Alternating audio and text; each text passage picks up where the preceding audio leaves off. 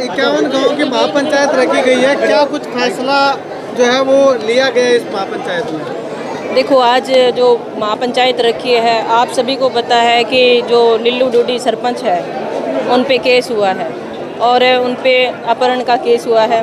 तो उसी को देखते हुए हमने महापंचायत रखी है और सारे जो 51 गांवों के सरपंच हैं वो यहाँ पे पहुँचे हैं और पूरा गांव भी यहाँ पे पहुँचा हुआ है। तो देखिए, आज जिस हिसाब से हमने लोगों की बात सुनी, इनके बीच में महापंचायत रखने का मकसद यही था कि गांव के व्यू लिए जाएं और जो समस्या लिल्लू डोडी पे आई है उसका किसी तरह समस्या का समाधान भी किया जाए। तो हम सोच रहे थे कि पंचायत के अंदर ये समाधान हो, पर नहीं हुआ, क्योंकि जो विपक्ष था वो पंचायत में नहीं आया, क्योंकि उनके अंदर भी एक डर है।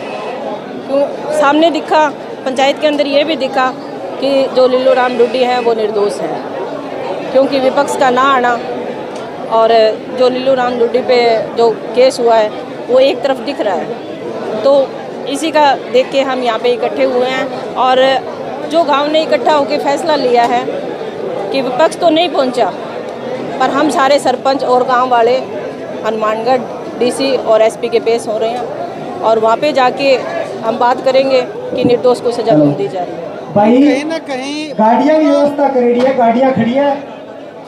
कहीं ना कहीं पूरा गांव जो है वो एक जगह पे इकट्ठा हुआ है।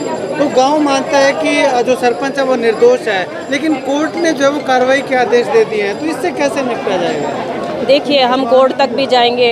आज 51 गांवों की पंचायत यहाँ पे इकट्ठी हुई है और मेरा मकसद यही है कि 6228 की 28 पंचायत में एक जो जमाल के अंदर इकट्ठा करने का काम करूँगी, क्योंकि निर्दोष सरपंच है तो उसको हम जैसे सज़ा नहीं देने देंगे।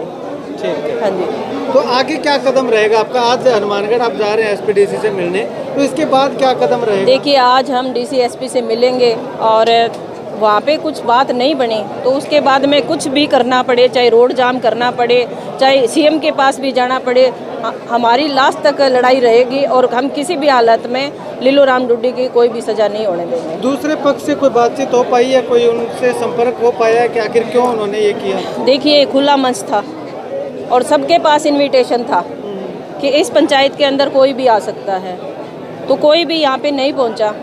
सारण परिवार से कुछ बोले थे तो उन्होंने कहा कि उनका कोई कसूर नहीं है। उन्होंने बात भी रखी, उनका आपस में भाईचारा भी रहता था।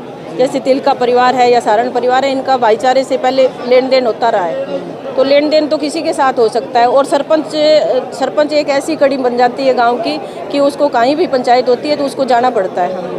आज सरपंच के ऊपर अपहरण का केस हुआ है, बहुत बड़ी शर्मिंदगी की बात है हमारे लिए तो, पर जहाँ भी हमें जाना पड़ा हम जाएंगे और हमारे जो सरपंच साथी है उसको न्याय दिलाएंगे। नंदलाल बेनीवाल पर आरोप लगा था, उनको भी पंचायत में बुलाया गया था, क्या कुछ हुआ नहीं आई क्या? देखिए, मैं उनको देखते हुए ये सोच रही हूँ कि बड़ी अच्छी राजनीति कर रहे हैं, जिस हिसाब से दोनों पक्षों को बिठाने की बात कर रहे हैं, और फिर भी कोई बात हुई तो हम जाने को तैयार हैं, उनके पास जाएंगे और जो फैसला होगा वो पंचायत के बीच में ला के रखेंगे। आपने भी खुले मंच से नंदलाल बेनीवाल को आने का आह्वान किया है कि आप भी पंचायत रखिएगा। नहीं, देखिए, छोटा बड़ा कोई नहीं होता। आज हमने खुले मंच से उनको निमंत्रण दिया है, अगर फिर भी उनके पास से फ़ोन आता है तो पूरी 51 गांवों की पंचायत उनके गांव में घर में भी जाने को तैयार है।